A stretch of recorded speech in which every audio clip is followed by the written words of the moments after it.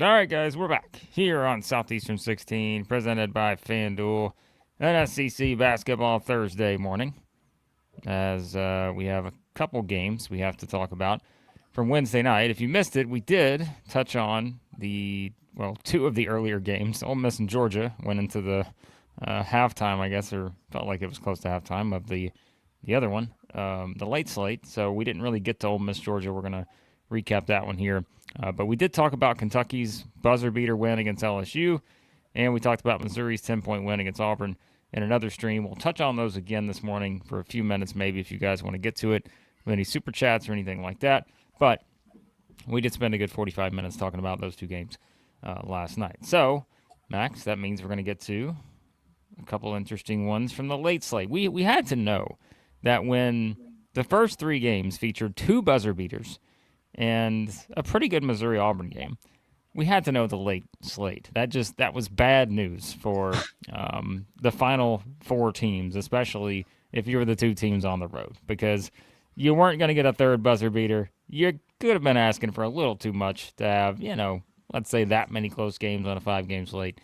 And what do you know? Arkansas wins by 34 against South Carolina, and Texas beats Vandy by 16.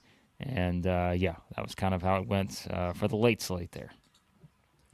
Yeah, well, hey, we got to remember, we got to start with Ole Miss dogs. I know. We didn't get to them last night. That was a crazy finish. I know the early window kind of set up a tough standard to live up to for the late window there. That was one of the craziest, just like 2.5 hour span of 3 different games. Man, that was nuts. I couldn't sleep last night. I don't know about you guys. I don't know how you were sleeping after those basketball games. I was up late trying to go to bed and end up watching Arizona State, BYU, TCU. I was all college basketballed up last night. That was one of the best Wednesdays of the year. Yeah, that was good stuff. So what we will do, we'll start quickly with Ole Miss and Georgia. I know a lot of people, based on the title here, are probably Arkansas, Texas, Vanderbilt, wanted to talk about the game. We will, but we do need to again, recap what happened at the end of that one, because we're watching it live, and you can see our reaction live to that in our other stream from last night. And, oh, by the way, just before we get to it, $2 super chat from SBW.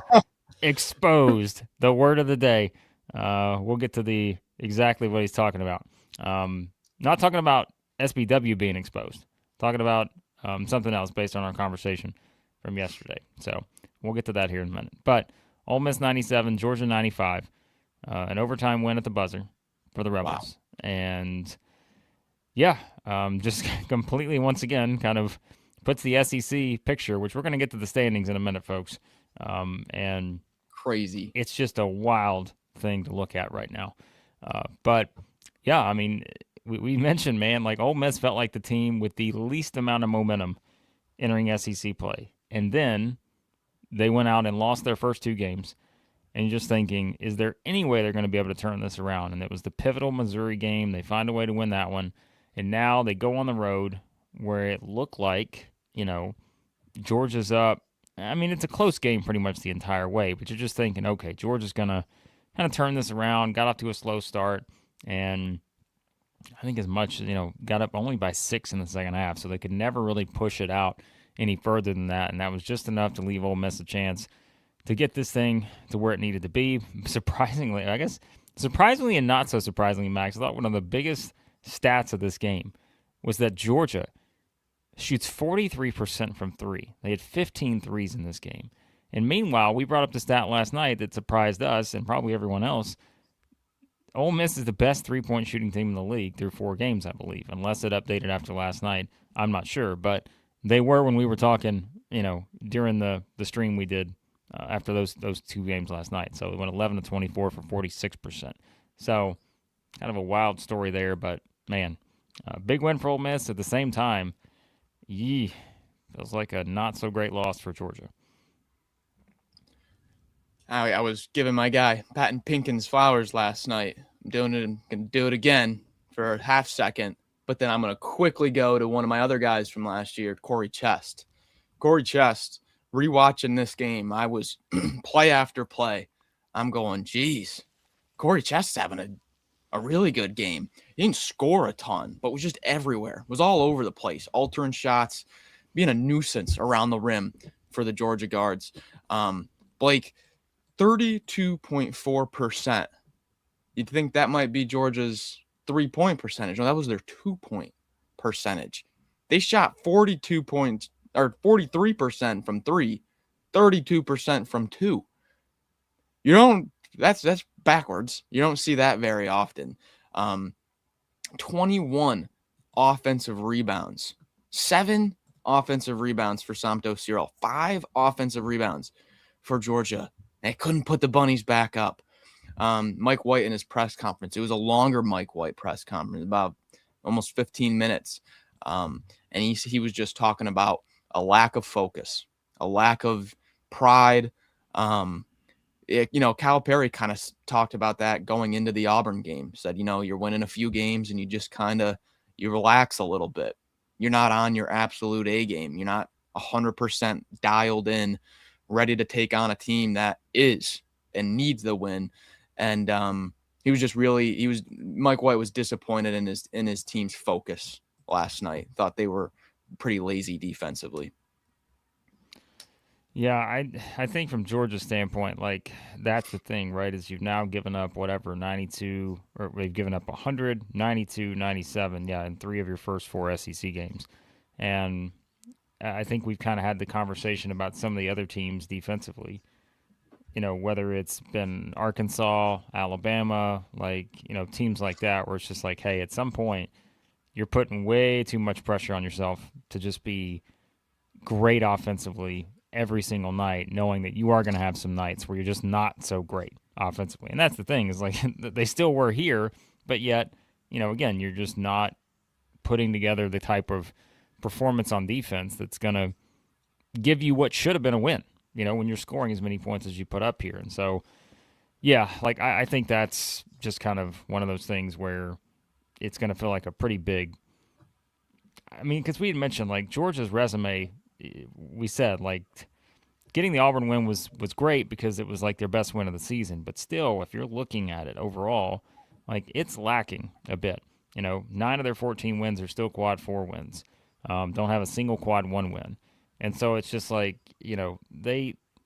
don't need to be losing games like this. And that's not knocking Ole Miss. It's just simply looking at Georgia's resume and being like, man, you gotta have these guys. They'll get another opportunity on Saturday because they're going to play Arkansas, which is a much bigger one, to catch here if you're trying to improve your resume. But I don't know, man. Then you go to Missouri and Texas next week, 2 of the hottest teams maybe right now. These are the kind of ones you look back on. Let's say Georgia misses the tournament somehow, or if they're right there, on the bubble, maybe go to Dayton or something. They just feel like the kind of games where you're just looking back and Mike White's going to be like, we couldn't have a few more defensive possessions in this game to win it. So I know Torvik still likes them. Torvik still likes their chances up above 90%. When you look at Evan Mia's resume ratings, which I kind of like better than Torvik's percentages, Georgia's resume rank is 35th, which is dropping. And he's got them grouped by resume categories. It's like 3 to 5 seed, 6 to 8 seed, 9 to 10 seed, kind of just groups them into a little pocket. He's got Georgia right now just in the field. Like you said, there's not a ton of room for error here, given the lack of quad 1 and quad 1A, the elite wins that hold your analytics up there. Tricky business here for Georgia moving forward now. They're not doing themselves any favors. Yeah, Ole Miss, meanwhile, moved up 15 spots in the net after that win. They're up to 82. So, obviously They still have a lot of work to do, but that's a significant jump for them by getting the victory. And, I still kind of look at it and I'm like, well, hey, that game on Saturday feels pretty big for Ole Miss at Mississippi State. It's like, if somehow you can win that one, then you're talking about you get 2 of your next 3 at home, Auburn and Vanderbilt. You got to go to Kentucky.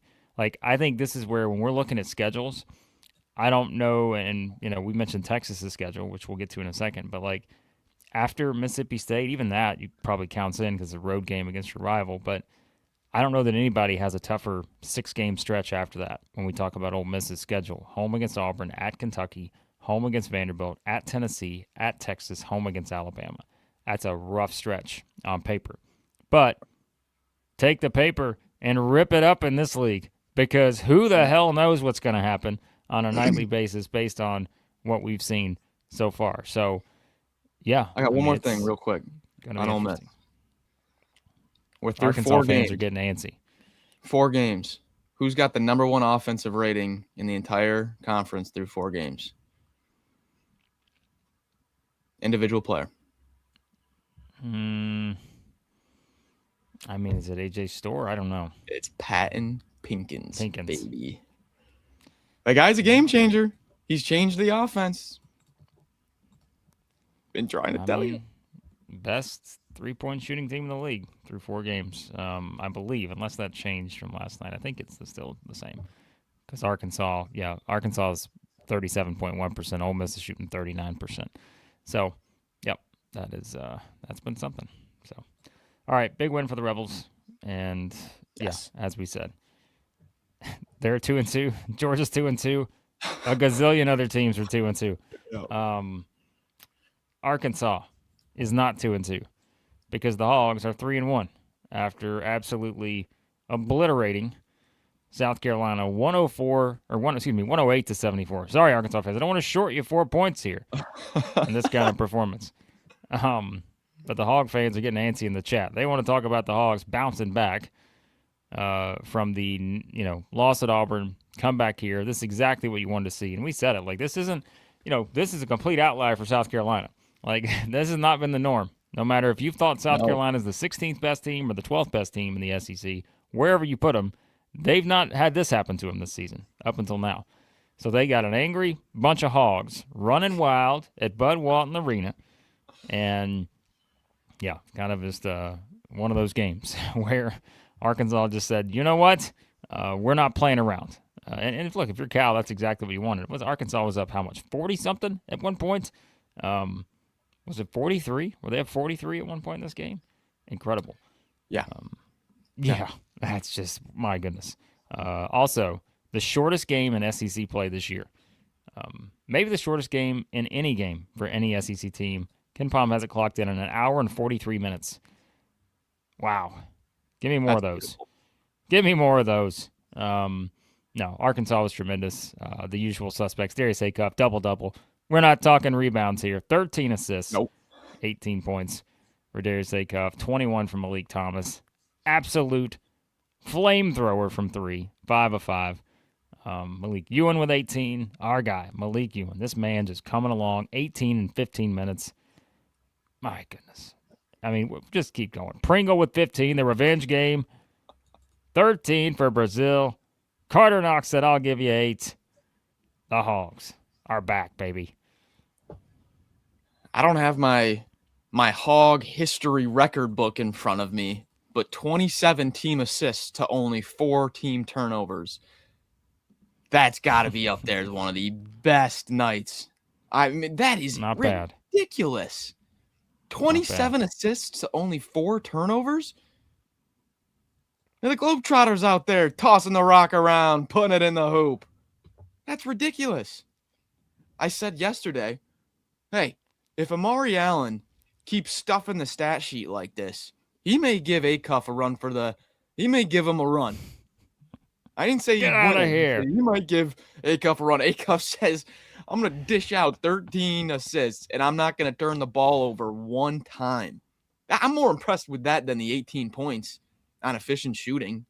6 of 9 from inside the arc, perfect from the free throw line. Did go 1 of 4 from 3, but 13 assists, not a single turnover. That's ridiculous. That's crazy.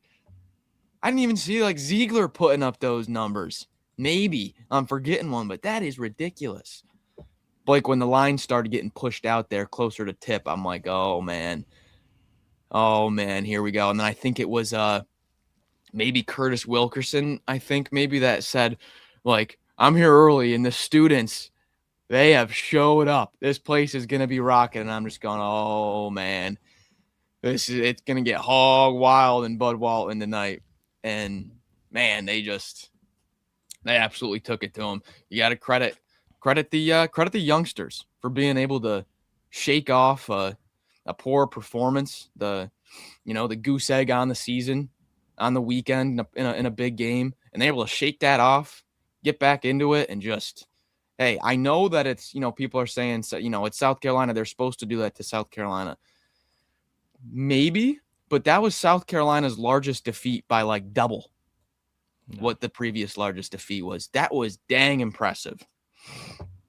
Yeah, no, it was. And I think it's like, here's my question: What happens if Meleek Thomas goes for 30 on Saturday, and all of a sudden, the long-running Darius Acuff streak of SEC Freshman of the Year gets broken by his own teammate? Like, nice performance from Thomas. We'll see if that happens. But I'm looking at the updated player comps on KenPom for Darius Acuff. You've got a lot of NBA players on there. So, Nico Mannion, Brandon Knight. You've got Caleb Love, Trey Burke, Kyra Lewis. Like, it's just up and down the line on the KenPom player props. They're all about the NBA for what this guy's been doing. So, yeah, he's a tremendous player. There are very few players in the country I would want on the court with the ball in his hand, just on a possession-by-possession basis, just based on how good this guy is. So, yeah, and I don't mean, like, what else do you say? This was just kind of one where you wanted to see, and we kept saying, like, it's all about how teams have responded so far early, and I think is just kind of one of those where that's exactly what you want if you're an Arkansas fan. I mean, you're just like, and that's what kind of was the argument I was making on Monday in the power rankings. I'm like, I think some of these games you're just going to look back at and say these are just ones that you're just going to flush, and you're going to turn around the next game and look tremendous. And I think, again, it was kind of the perfect setup to play a South Carolina team. We said it just offensively. They're still going to just be lacking a little bit, it feels like. And you play an Arkansas team that just was relentless in this game. Terrible matchup, terrible spot for South Carolina, and yeah, Arkansas took advantage of that. Yeah, 7 of 30 from 3. Got to make some shots. That's been a story all year for South Carolina. I think it's more credit Arkansas. Just ran into a buzzsaw. I thought Calipari's press conference was short, but he did have some good little nuggets in it. He got asked an interesting question about playing Pringle and Ewan together. And he was like, that's the last piece. That's the last thing we're kind of working towards is finding a way to get both of those guys on the floor together. They were super efficient in rotation tonight. But that is an interesting little note there that, hey, the staff is trying to figure out a way to get Ewan and Pringle together to combat these double big teams that play both bigs at the same time. But he said it's tough right now when you're playing 2 games a week because you don't have enough time in practice to implement these things. So you're kind of practicing in game. And I think that's maybe why the reporter asked the question, figured with the lopsided score that maybe this would have been an opportunity to try to see them together. But just note that is in the back of Calipari's mind. He is trying to make that double big lineup work, and you could see that in the future. All right. What else does Cal have to say? I got a clip. This was setting you up for this one. This is the very end of Calipari's press conference. He's like, all right, one more question. I'm going home. I'm getting out of here. And then he goes on a tangent. And this is kind of like the end of his tangent here. Okay. This is good stuff. So now that's when I think we had 14 turnovers in that game. So, but Auburn's good. Did they win tonight?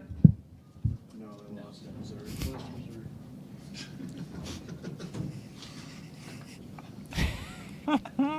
Thanks, guys.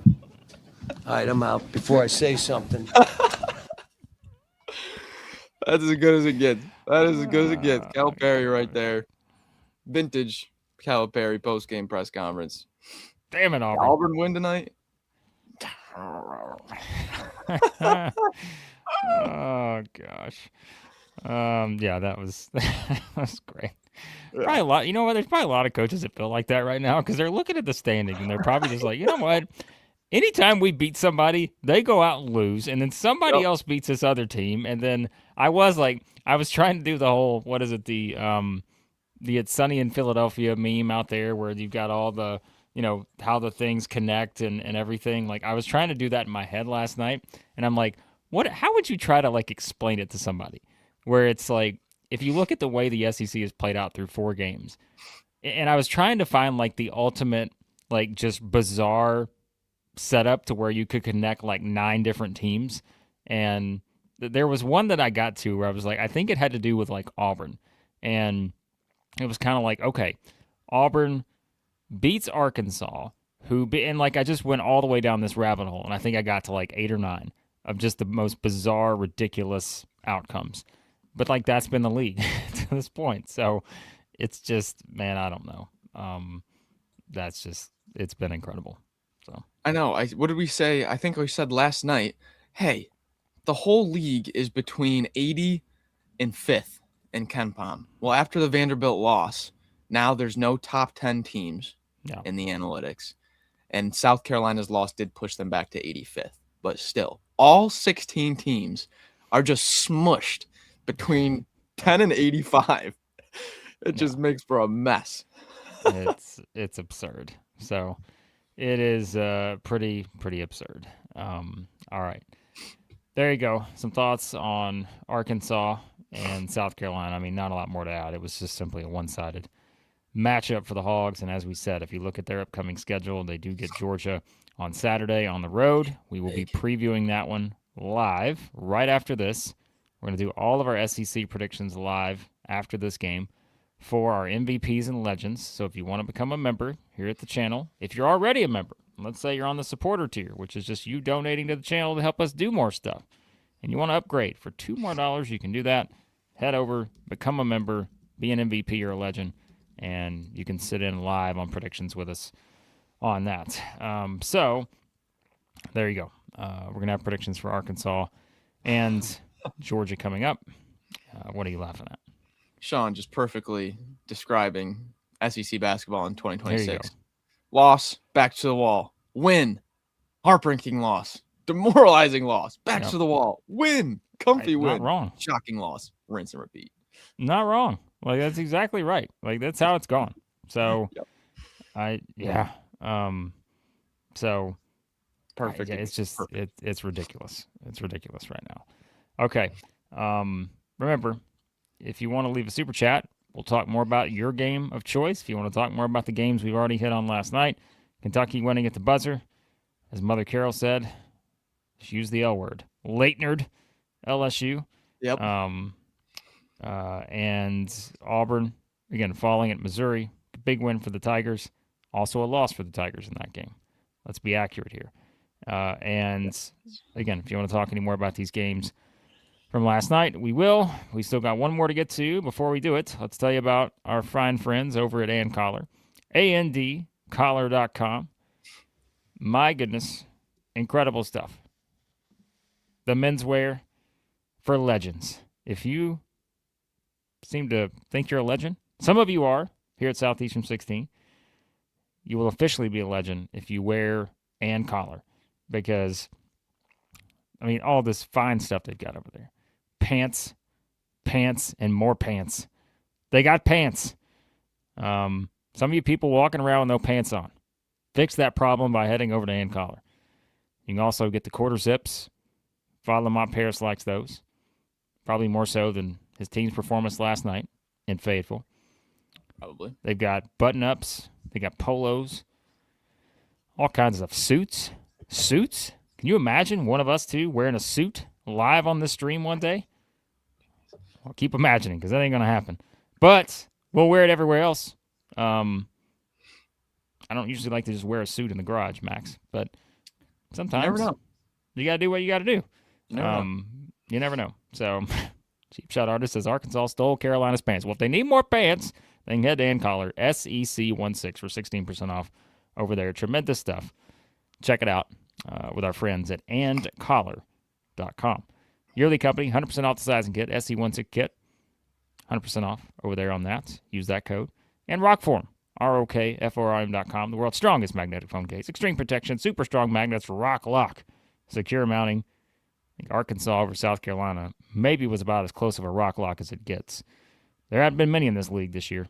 So head over there for 25% off. SEC25, 25% off at ROKFORM. Okay. Blake, do you think we could get an SEC and collar sponsorship, and then all the coaches have to go back to wearing and collar suits? Get everybody back in suits. Yep. All right? Yep. Come on. Yep. Let's look professional around here. Sam's got a big show today, too. Sam does have a big show today. Is he going to be wearing a suit for his Legend show with Chris Lee?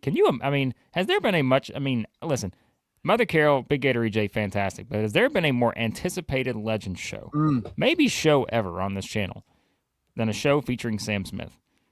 I don't know. It's debatable. Big time. Big time. Big time. Tell you what else is big time. Texas. Yes. Everything's bigger than Texas. Well, including the Commodores' first loss of the season, because it winds up being 80-64 as Texas gets the win. The analytics didn't like it for the Commodores. Bumped them a little bit. Dropped down 7 spots in the net. That's where how you lose is important. What's that? What are they in the net now? They're 11th. 11. Let's not go too crazy here, because 11th is still okay. I'd say 17 games into the season.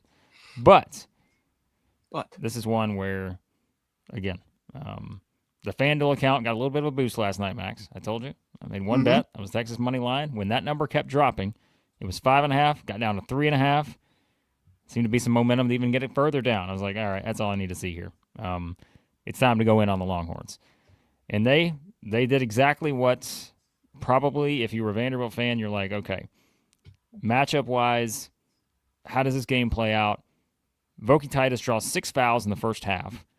And what's new? I mean, that was kind of the story. And you said that going in. You're like, hey, this is a Texas team.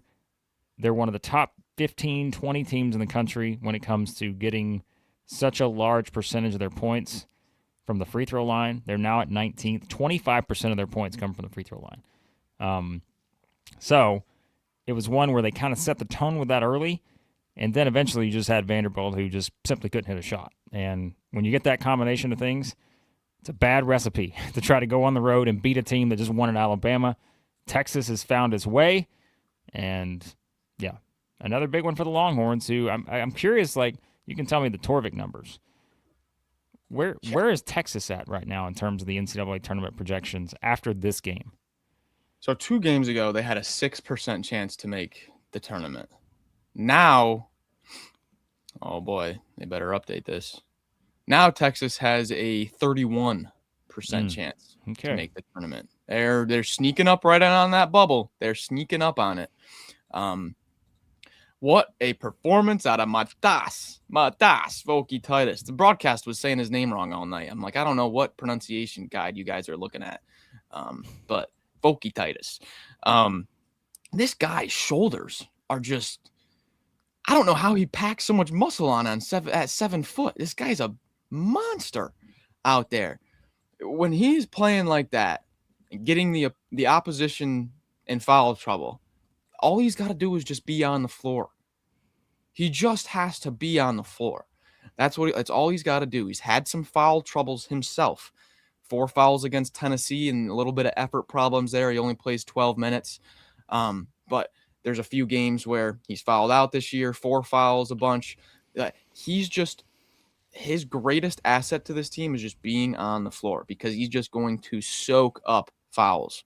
It's such a advantage that he has, unless you're playing an elite front court that has multiple 7-footers to rotate through, which is not many teams. But so that's like the bedrock of the team, right? That super high free throw rate, dumping it into Vokietaitis. And when he's out, you've got 250-pound Traore. That's the bedrock of this team. What's changed over the past 2 games is they're making threes.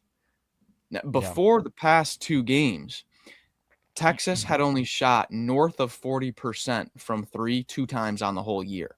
They just did it in back-to-back games, north of 40%. Is that sustainable? I hope so, because it's going to get us another team into the tournament. Yeah. But that's what's switched here. You still have that same consistent high free throw rate. Dump it down to the 7-footer. You got some tough shot makers in the mid-range. Some games they're, T-Mark gets hot. Some games he's off. But that's that bedrock. And then if you're adding 40% from three as a team here, now that's a tough team to beat. I'm interested to see if they can keep it up. Yeah, I mean, you mentioned they hit, 16 against NC State in that game. Yep. It was like, and they still only won by 5, but you're like, hey, come on. If you show me you can go 16 to 32 from 3, like, Yep. all right, like, give me a little bit of that. And as Chris says, yeah, Mark hit a couple big step back threes that, I mean, he was kind of finding his groove in this game too. And so, yeah, I mean, I think that's the thing is, like, you look at Texas now, and, we had our debate about them entering the Alabama game just because at that point, I mean, the trust in Texas was so low.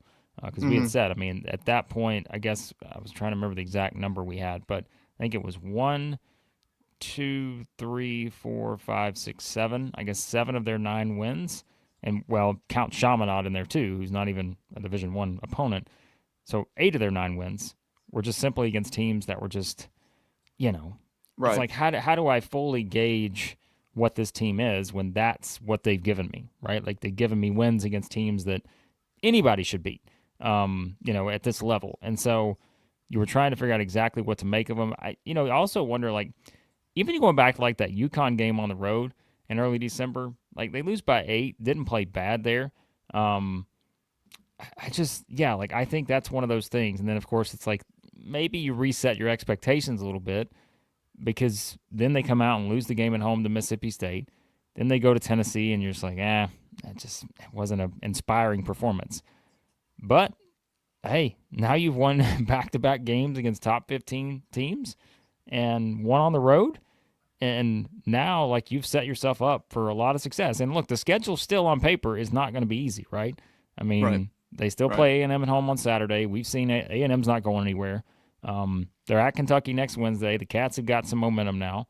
Home against Georgia. Who knows? Is Georgia desperate? Next Saturday, we'll find out.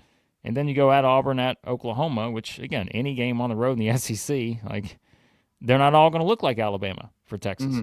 So, but at least, man, this is what we mean by, like, teams feeling like when you got to have it, you got to have it. And not to say they had to win this one, but now that they have and the way they did it, now I can buy in on Texas a little bit. Now I'm more intrigued by Texas because I should be after what they've done in these last 2 games. On the Vanderbilt side, we had said in going into the matchup that Texas can take advantage of their number 1 weakness.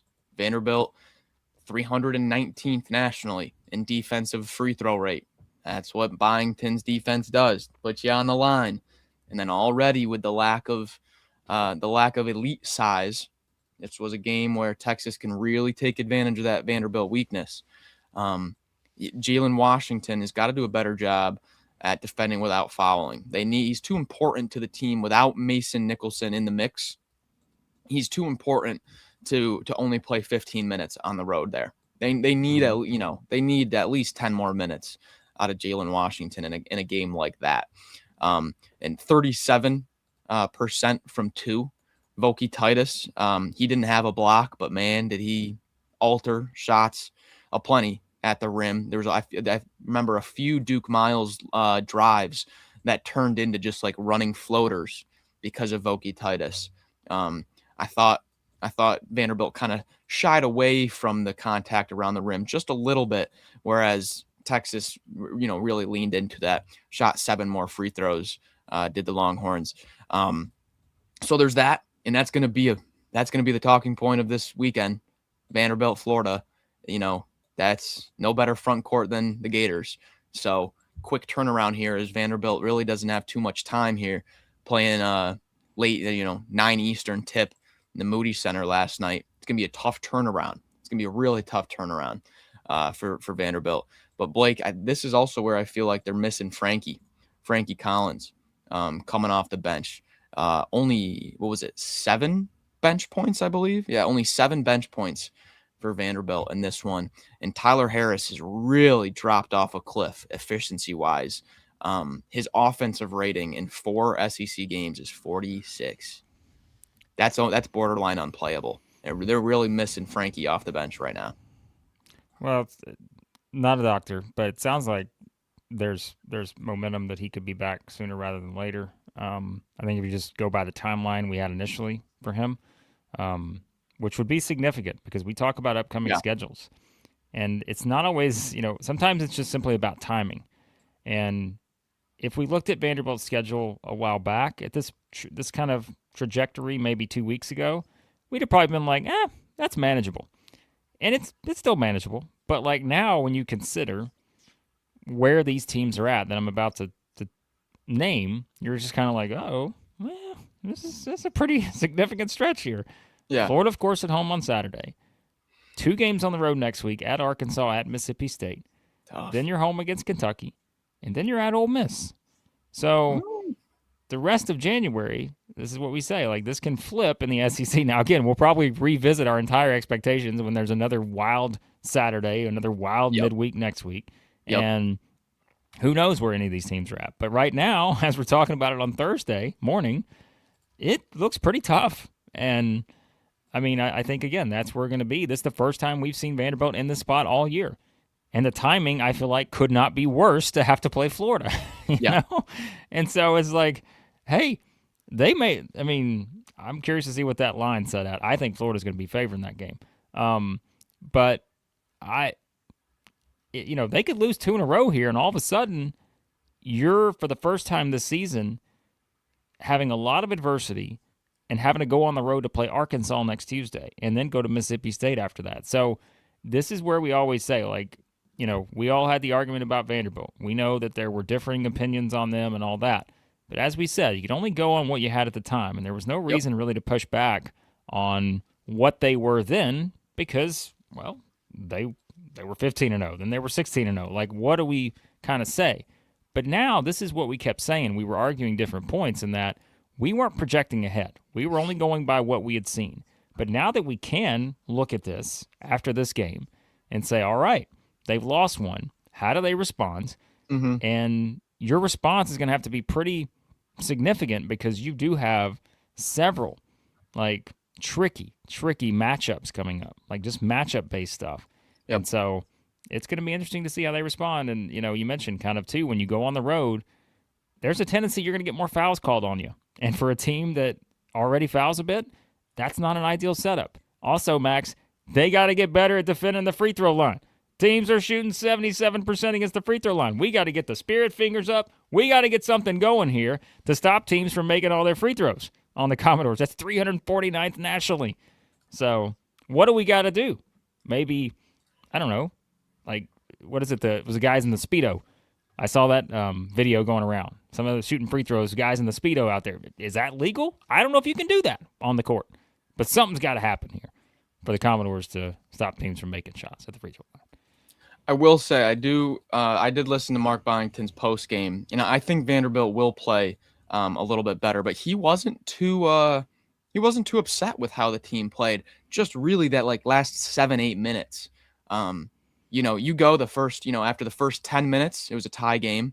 Then Texas is up by 5 at half, and then up by 5 after the first 10 minutes of the second half. I mean, that was a really close game for the first 30 minutes, and then the foul trouble. You start into, I think they shot like 1 of 8 or something like that from 3 in the second half. So the legs start going. Jalen Washington's in foul trouble. Texas is in the bonus. It's kind of snowballing there the last 10 minutes. So I think 16 points is a little bit misleading, just slightly. Texas, I mean, hey, they were in control, taking nothing away from Texas. But just kind of going from like Byington's point of view and like how he was feeling, how his team was after the game, he was like, honestly, I'm not too down on the guys. I thought we played pretty well. There's definitely some things rebounding wise and defensively that we've got to clean up, but he's like, I thought we played a decent game. Got to give credit to Texas. They hit shots and executed their game plan. So I think it might be it's definitely not a good thing in the grand scheme of things for Vanderbilt. But given the timing, right before a huge home game, probably the biggest home game of the year so far for almost every home game is going to be like that for now on out, and with how the league's shaping up. But huge home game right before you kind of have that weakness attacked, kind of have your pride worked into a little bit. Could be a good thing in the grand scheme of things, but we'll see. The point I was trying to make was Byington was still pretty happy with the way the guys played. Well, and there's always a tendency to overreact, but at the same time, we're talking about a team that's 16-1. They could lose their next 3 games, and they're still probably going to be a top 5-ish type seed. So I mean, that's kind of what we're talking about here. In that, and that was kind of the story of last year, right? So many SEC teams did their work up front, they could afford some of those struggles in SEC play. There are not a lot of teams this year that can say that, but Vanderbilt is one of the few teams that can. So yeah, I'm curious to see how they bounce back, knowing they're playing. Right. I mean, I think you could argue that this is the toughest game of the season on Saturday. More tough than Alabama. Tougher matchup. Just based on the way Florida's playing and the basketball matchup perspective. Yes. Basketball is a game of matchups. And that's, again, sometimes you're going to have a team that just matches up with you, and it is a nightmare. And Florida feels like that to me, just based on what Florida does well. We'll get to that prediction in a second. We go over to the members live here and make our Saturday predictions. But, so I think, again, matchup-based stuff, they're going to run into some teams that can exploit some of these things. And, they're also going to run into some teams that they can exploit their weaknesses. And so we're going to find out on that. Real quick, sure. Blake, So. I want to pull up Evan Mia's that kind of tournament outlook for the league. We got about 400 people in here, and I think this is some really good stuff. It'll give you a good idea of kind of where the league is projecting analytically so far. Now, this can obviously change as, Texas is showing you, and just, all it takes is one good week. However, just look at how jumbled that is. You're talking no 1 seeds, no 2 seeds. We've got 3 teams in contention for a 3 or a 5 seed. I think Arkansas and Tennessee both have the potential to move up in this, but just right now, and the analytical profile, just look at how scrunched the league is right now. I haven't seen something like this. No, I mean, I think, again, at most, and that's why, coming out of this, even for Vanderbilt, it would have to take just a drastic turn in their season for them to be, again, anywhere outside of probably, I don't know, 6 seed-ish type range. This says resume category 3 to 5 for them, Alabama and Florida. You got Arkansas and Tennessee in there, and that's where the rest of this gets very tricky. Look at that. Because, I mean, remember, that's one of the things I brought up. I said, it's going to make for entertaining games, but teams beating up on each other this year in the SEC is not going to be as good for the SEC when it comes to the tournament, because you're going to have a lot of kind of just average type resumes, and you're going to have to figure out how you sort through that. And it's going to be, I think that's going to wind up being the story here. If we keep going at the same pace, and there are teams, look, I think Florida could completely separate themselves. If they win on Saturday, I think Florida may be the team that separates itself from the entire pack.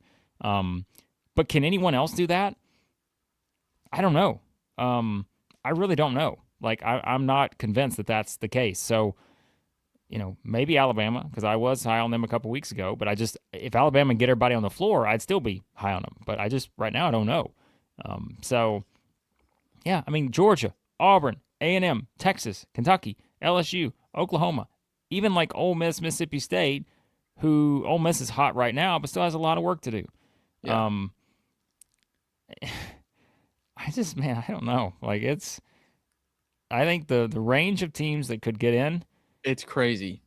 It's pretty wild right now. And I know we're only 4 games in the conference play, but I mean, again, just if we just go by the standings, right? We'll make this quick. We gotta hop over. But there are 5 teams at 3-1. We don't have a single unbeaten team after 4 SEC games.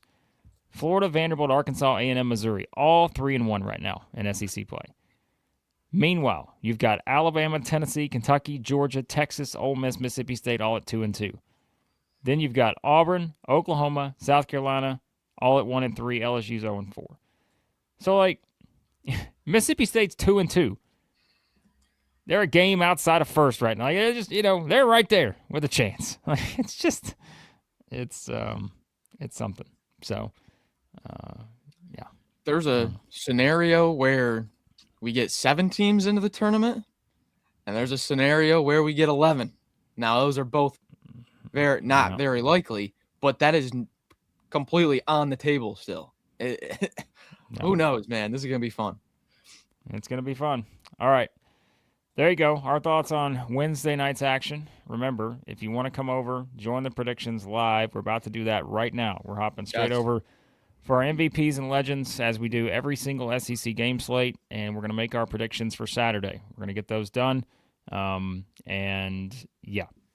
We're gonna have some fun with those. Some pretty good games on that. So let's say I'm saying you think the SEC is going to get 16 in. Maybe close. Maybe next year. We'll see. All right.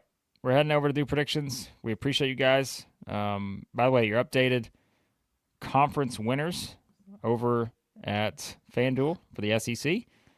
Told you better get that Florida number because that thing is on the rise. Yep. Vanderbilt still plus 145, but Florida plus 165. I said yesterday, I take Florida anything at plus money right now. I'd still do it. Then there's a huge gap. Alabama plus 900, Arkansas plus 950. I'd take a shot on one of those two teams right now at those numbers. Easily, I would pick up those. Bet responsibly, but I would take a shot on both of those right now. Then there's a wide Tennessee plus 2,500. That's the next one up. So at least to FanDuel, it's a 4-team race right now at the top. But that can change in this league this year especially. So, Here comes a long one. There you have it. And as Big Gator EJ says, who needs Stranger Things Season 5 when you got the Sam Smith Legends episode to look forward to? Comment of the I couldn't day. said any better myself. Comment of the day. Myself. All right, we're heading over there. We'll see you guys shortly. Saturday games to predict, preview, all that good stuff. Thanks as always for watching. Thanks for your super chats. And we'll talk to you soon here at Southeastern 16, presented by FanDuel.